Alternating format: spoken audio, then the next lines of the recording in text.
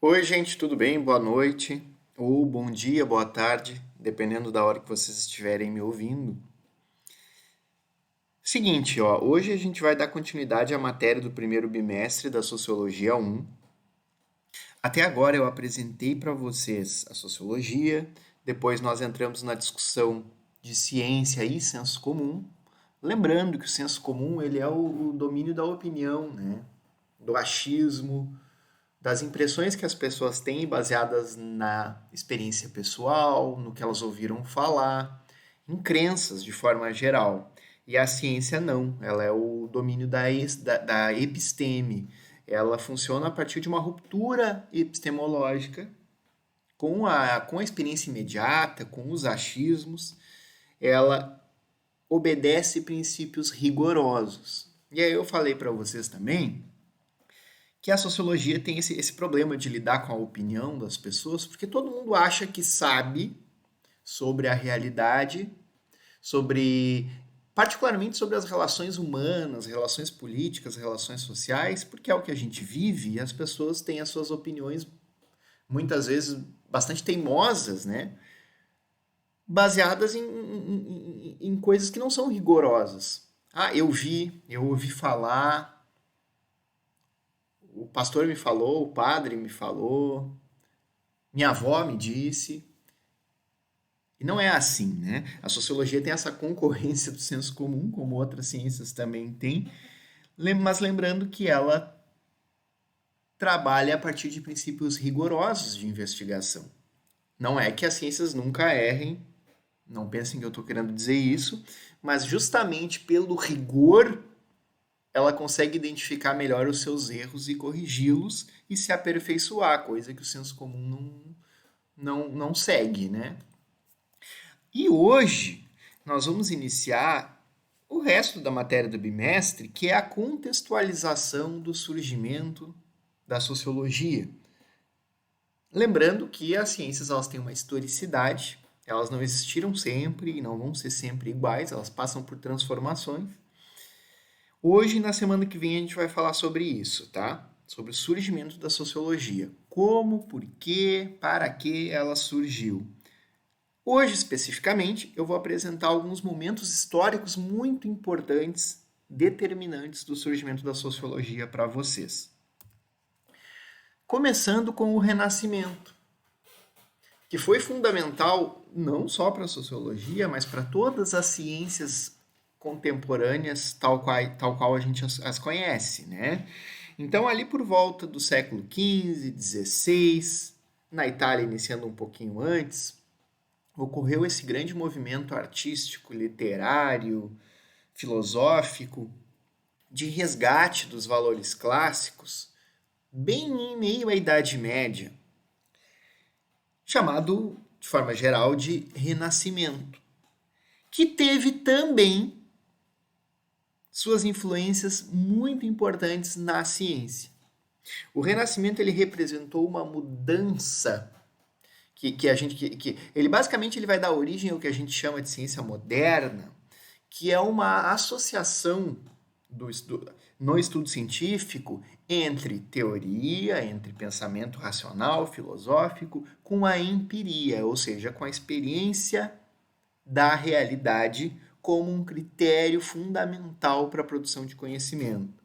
Essa experiência que hoje, por exemplo, a gente pode pensar nos laboratórios científicos, como o auge da evolução da experiência dentro da ciência. Mas Galileu já fazia os seus estudos de laboratório em pleno Renascimento. Isso é algo que vai dar uma cara para a ciência dos últimos séculos que surgiu nessa época. Então a ciência ela passa a ser, de certa forma, esse triângulo entre teoria, empiria e o método, né, que são os princípios rigorosos para a produção do conhecimento, fundamentais para todas as ciências, inclusive para a sociologia, e que tem início, como disse, no Renascimento. Um outro momento histórico que eu quero destacar, quase que uma revolução no pensamento, foi o Iluminismo. Então vamos contextualizar isso, tá? No século XVIII, a França que é o berço do iluminismo, vivia o antigo regime, no seu apogeu ainda, né? O século XVIII foi o século de Luís XIV, o rei que dizia que o Estado sou eu, o rei Sol. O iluminismo ele foi um movimento filosófico de defesa dos ideais da burguesia da época. Burguesia que na época representava uma classe baixa, um extrato inferior da sociedade francesa, da mesma forma que o povo, trabalhadores, camponeses.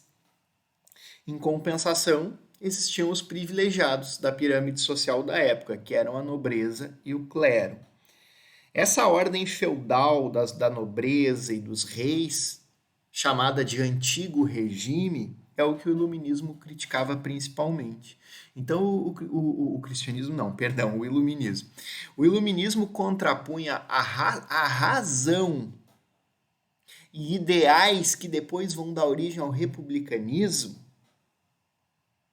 contrapunha isso a essa velha ordem do antigo regime, que eles queriam derrubar e que eles associavam a uma era de trevas. Né? Vocês já devem ter ouvido falar várias vezes a Idade Média, vocês devem ter ouvido a Idade Média sendo chamada de Idade das Trevas. Pois bem, o iluminismo ele representou essa ideia de luzes, iluminismo tem a ver com isso, né? Com luzes, com iluminar, contra as trevas da Idade Média, do antigo regime e da religiosidade da época. Né? Então, assim, basicamente é uma combinação de razão, ideais burgueses, contra as trevas do domínio religioso e do domínio das monarquias e da nobreza da época. O iluminismo, basicamente, ele vai inspirar a Revolução Francesa, que é um grande fato histórico que eu vou mencionar no próximo slide. Então, aí a gente tem uma evolução de 3, 4 séculos em que toda a ordem feudal, a ordem absolutista é questionada em nome de um pensamento mais racional, em nome de uma outra forma de organização da sociedade mais igualitária em relação à que a gente tinha na Idade Média. E esse vai ser um contexto fundamental para o florescimento das ciências. E aí a gente vai para a Revolução Francesa, tá? Que aconteceu no final do século XVIII, no final do século XVIII, influenciada diretamente pelo iluminismo e pelo crescimento da burguesia da época. E a Revolução Francesa ela é um grande marco representativo da derrocada das monarquias absolutistas na Europa, tá? Nós vamos ter muitas monarquias persistindo no pós-Revolução Francesa, mas desde essa revolução, a ordem feudal ela começa a se esfacelar em nome do surgimento de um outro tipo de sociedade, que é a sociedade burguesa europeia. Né? E, politicamente, a Revolução Francesa ela vai inspirar uma onda de republicanismo pelo mundo todo. Porque enquanto nas monarquias absolutistas nós temos na figura dos reis todo o poder político, e esse poder ele é legitimado pelo direito divino dos reis, no republicanismo não é assim. A gente vai ter uma outra concepção de sociedade em que a soberania política está no povo ou no público. E não é necessariamente uma pessoa com sangue azul que vai representar os interesses da sociedade, muito pelo contrário. Então, assim, é um outro tipo de organização política que começa a surgir a partir da Revolução Francesa, que mudou a política não só da França, como vocês podem ver ali no slide, mudou a política do mundo. Um exemplo foi a Revolução Americana, que aconteceu juntamente com a Revolução Francesa, tremendamente importante para o fortalecimento da burguesia da época, e a independência das colônias latino-americanas, que foi uma varredura ao longo do século XIX, uma varredura de republicanismo derrubando os impérios coloniais da época. E vale lembrar o lema da Revolução Francesa, né? Ideais burgueses da época, que vão ser muito importantes para o surgimento da sociologia, e vocês já vão entender por quê, que são os ideais de liberdade, igualdade e fraternidade. Na Idade Média as coisas eram muito diferentes, né? Existia uma pirâmide fixa determinando castas, né, determinando estratos de quem tinha direitos e quem não tinha direitos. E o Iluminismo e a Revolução Francesa, eles vão começar a cultivar uma ideia de que todos devem ter direitos. Não estou dizendo que é assim, que se tornou assim, não se tornou, mas os valores da época mudaram e passaram a incluir essa ideia de direitos para todos. E isso tem muito a ver com o surgimento da sociologia, no final eu vou comentar. E aí, por fim, o último grande evento histórico que vai ser responsável diretamente pelo surgimento da sociologia, que é a Revolução Industrial. A gente está falando aqui agora do final do século XVIII, tá? Revolução Francesa quase acontecendo, uma burguesia europeia crescendo muito e passando a suplantar em poder econômico e depois em poder político a partir das revoluções, né? Passando a suplantar as aristocracias da época. A Revolução Industrial, ela é, na verdade, o processo de consolidação do capitalismo. Ela vai consolidar o capitalismo na Europa e através das suas trocas comerciais no mundo inteiro. E por que ela é uma revolução? Ela foi uma revolução porque ela transformou completamente o modo de produzir, deu muito mais dinâmica e produtividade para a produção da época.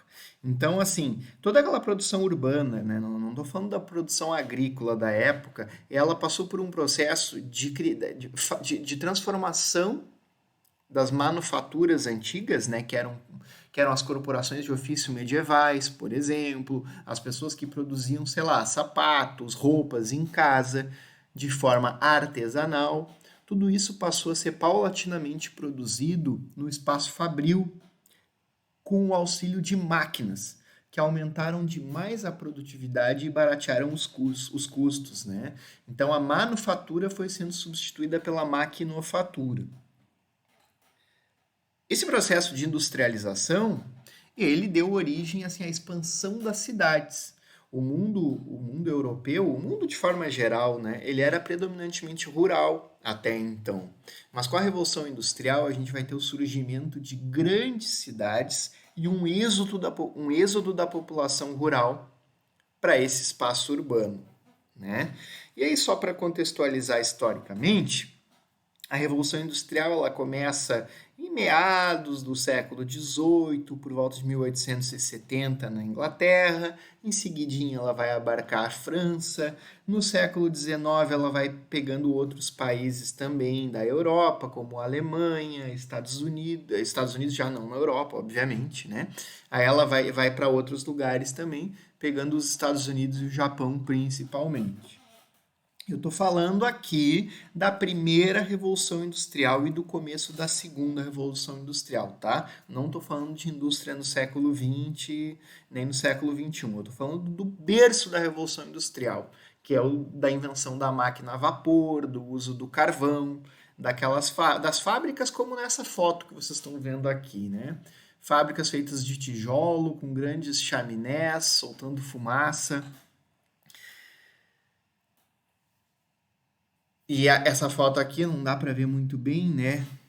Não, eu troquei a foto. Eu tinha colocado uma foto de Londres que eu queria comentar pra vocês, mas ela tava muito ruim. Uma foto que dava pra ver bem o rio Tâmisa e as fábricas do início do século XIX, que não era uma foto, na verdade era um desenho, né? E agora eu substituí por uma foto que também não dá pra ver grande coisa. No máximo dá pra ver ali as construções e as chaminés e a poluição da época. Mas por que essa revolução industrial ela vai ser fundamental para o surgimento da sociologia? Porque ela vai trazer contradições que existem até hoje, tá? A sociologia ela existe em grande parte por causa das contradições da sociedade capitalista, mas que ela surge ali no século XIX, tá? E a sociologia surge junto com elas, que é a questão do conflito entre burguesia e proletariado, né? Com o fim do antigo regime, surge uma nova sociedade, uma sociedade burguesa, uma sociedade dominada pela burguesia. Essa sociedade burguesa ela vai implantar um novo modo de produção que é o capitalismo. E aí o que acontece na Revolução Industrial? Aqui eu trago trabalhadores da Inglaterra de muito tempo atrás, não sei quem são, mas provavelmente na sua maioria operários.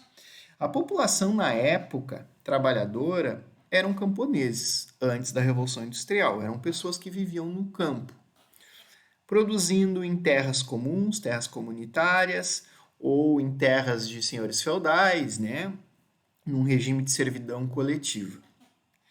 Na Inglaterra, só para vocês terem uma ideia, com o desenvolvimento das indústrias, aconteceu um processo, e esse processo depois foi de se dar em outros países também, de expulsão dos camponeses das terras onde eles moravam e de cercamento das terras. No caso da Inglaterra, para a criação de ovelhas, né, porque essas ovelhas elas forneciam a lã utilizada na indústria têxtil que estava despontando na época. E aí os camponeses, o que eles iriam fazer para viver? Bom, eles migraram para as cidades, né? Isso faz parte do processo de êxodo rural que eu mencionei antes, a ida da população trabalhadora do campo para a cidade. Só que chegando na cidade, o que eles iam fazer? Não iam trabalhar na terra, né? Então, assim, a única possibilidade de trabalho era nas fábricas. E essa transformação, ela vai dar origem à classe operária, que Marx, autor que nós vamos ver no próximo bimestre, chama de proletariado. O operário é a classe de trabalhadores das fábricas, tá? Uma característica importante do capitalismo e do trabalho operário, do trabalho industrial, é que ele é assalariado. Isso parece um grande avanço, e de certa forma é, mas a gente tem que ver isso na sua complexidade. Na era dos camponeses, eles não tinham salário, mas eles eram, de certa forma, donos da terra, né? Eles tinham controle sobre a terra e a produção. Então, eles podiam passar fome por algum momento de escassez, de problemas de alguma colheita, mas eles tinham o controle da sua produção e, portanto, com toda a dificuldade imposta pela falta de tecnologias da época e pelas condições climáticas, eles tinham condição de sobreviver. Quando esses trabalhadores foram para a cidade, transformando-se em operários, eles passaram a depender de salários extremamente baixos, que eram o único recurso que eles tinham. Não tinham assim acesso à terra, não tinham casa, não ganhavam mais nada. Então, o que acontece? Os salários do período da Revolução, do início da Revolução Industrial, vale lembrar que os trabalhadores eles não tinham direito nenhum. A gente não está falando de sociedades organizadas como hoje, com uma regulação mínima garantindo direitos trabalhistas. A gente está falando de contratos extremamente precários, de trabalhadores que ganhavam muito pouco. Esse dinheiro não dava para comprar uma casa, não dava para comprar bens de consumo. E em regimes de muita exploração do trabalho, né? Então, no início da Evolução Industrial, nós estamos falando aqui de jornadas de trabalho de 12, 14, 16 horas por dia, de crianças trabalhando, uma condição de trabalho muito degradante. Isso, obviamente, gerou na Inglaterra e depois em todos os países que fizeram a Revolução Industrial uma série de protestos, né? O século XIX e XX também, né? Mas eu estou focando aqui no XIX agora, ele foi marcado por muitos conflitos internos nos países capitalistas de lutas dos trabalhadores por melhores condições de trabalho, e aí a gente inclui redução da jornada de trabalho, estabelecimento de um salário mínimo, direito a voto, entre outros. Tá? Então, assim, estamos agora no século XIX e num processo tremendamente dinâmico de transformação da sociedade. O antigo regime está deixando de existir na maioria dos países, a ordem feudal, por sua vez, está deixando de existir, e está sendo consolidada primeiro na Inglaterra, depois na Europa Ocidental, mas também nos Estados Unidos e no Japão, uma sociedade capitalista governada pela burguesia. Só que essa burguesia, ela sustenta o seu poder econômico e político numa relação de exploração do trabalho dos operários, né? Simples assim, para ter para ter um ganho com as fábricas, era preciso, como é até hoje, utilizar a mão de obra de operários pagando um salário muito baixo. O que isso tem a ver com a sociologia? E nós vamos ver muito disso ainda, tanto na semana que vem, mas nos próximos bimestres. Tem a ver com o seguinte, ó, deixa eu voltar aqui para o slide da Revolução Francesa um instantinho. A Revolução Francesa, com todo o seu ideário burguês que pregava liberdade, igualdade e fraternidade, ela era, de certa forma, uma promessa, né? Uma promessa de um mundo onde as pessoas fossem livres, onde as pessoas gozassem de uma igualdade e fossem fraternas. Mas não foi isso que a sociedade capitalista burguesa trouxe.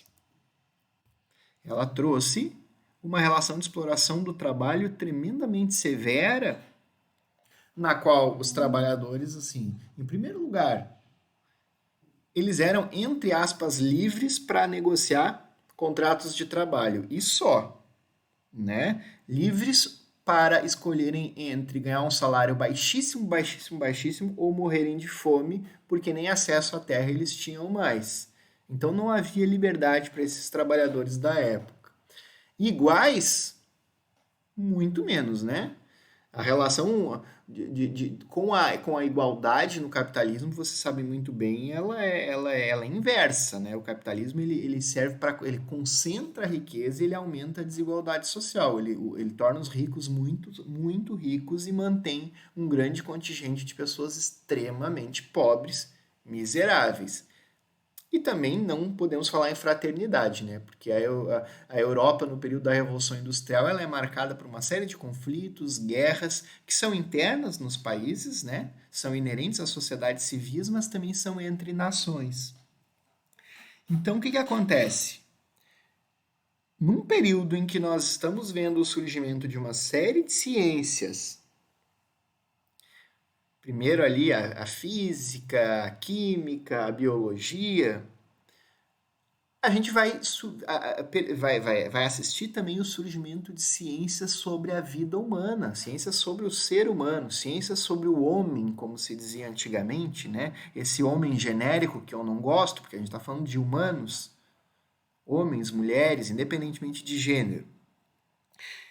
Entre o século XVIII e XIX vão surgir essas ciências humanas, para dar conta dessa realidade muito louca, extremamente dinâmica que está surgindo com as ruínas da sociedade feudal e com o início do capitalismo, sobretudo com o capitalismo industrial.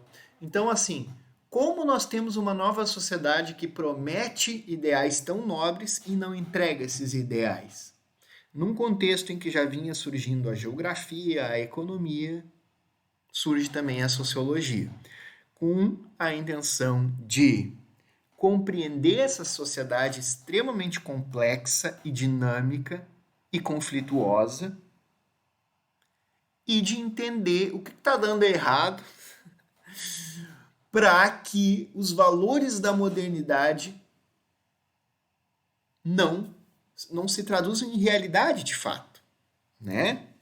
Então, assim, a sociologia ela vai surgir no coração da sociedade industrial europeia, uma sociedade essa conflituosa, conflito esse predominantemente entre classes, né? Entre a classe burguesa, que é a classe dinâmica do capitalismo, e os trabalhadores que movem a engrenagem da indústria da época. A sociologia ela surge para tentar compreender essa sociedade em todos os seus conflitos e contradições, tá? Na semana que vem eu vou continuar essa matéria e hoje ainda, além de assistirem esse vídeo, eu quero que vocês leiam um texto que eu vou disponibilizar sobre a Revolução Industrial, um texto mais completinho, né? Falando bem mais do que eu disse aqui, inclusive mencionando as etapas da Revolução Industrial. Tá, gente? Por hoje era isso, um grande abraço, fiquem bem, se cuidem. Beijo, abraço.